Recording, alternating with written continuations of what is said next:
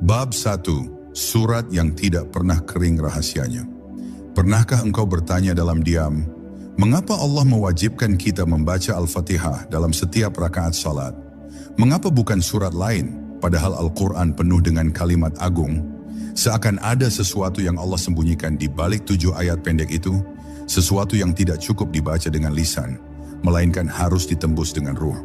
Para arif mengatakan, Fatihah bukan sekadar doa pembuka, ia adalah gerbang yang membawa seorang hamba melintasi lapisan-lapisan alam menuju hadiratnya.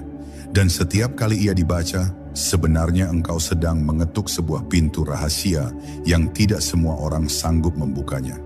Al-Fatihah digelari Ummul Kitab, induk dari segala kitab, bukan hanya karena ia ringkasan Al-Quran, tetapi karena ia memuat inti dari perjalanan ruhani manusia.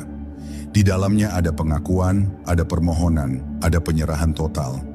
Namun di balik struktur kata yang sederhana itu, tersembunyi isyarat-isyarat ilahi yang tidak akan pernah habis digali. Setiap ayatnya ibarat cermin, semakin dalam engkau menatap, semakin nyata pula wajahmu sendiri yang terpampang di hadapan Allah. Maka Fatihah bukan hanya bacaan, ia adalah pengadilan jiwa, di mana nurani diuji apakah ia benar-benar menyembah Allah atau masih terikat dengan ilusi dunia. Ada sebuah rahasia yang jarang dibicarakan. Para wali menyebut Al-Fatihah sebagai kunci dari 70 pintu rahasia Allah. Mengapa 70? Bukan angka pasti, melainkan simbol dari keluasan yang tak terhingga.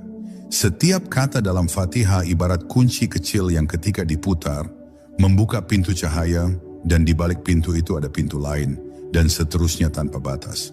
Karena itu, siapa yang hanya membaca dengan lisan akan mendapatkan pahala, tetapi siapa yang menyelam dengan hatinya akan menemukan jalan masuk menuju samudra, takdir dan cahaya yang tidak terjangkau oleh logika manusia.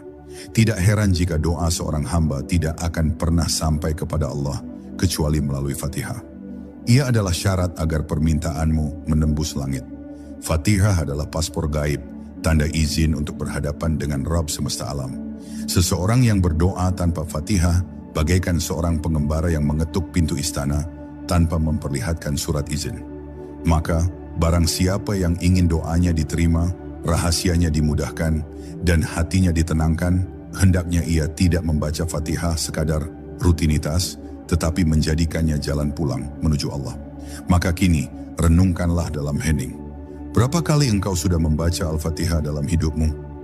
Ratusan ribu kali, mungkin jutaan kali. Namun berapa kali engkau membaca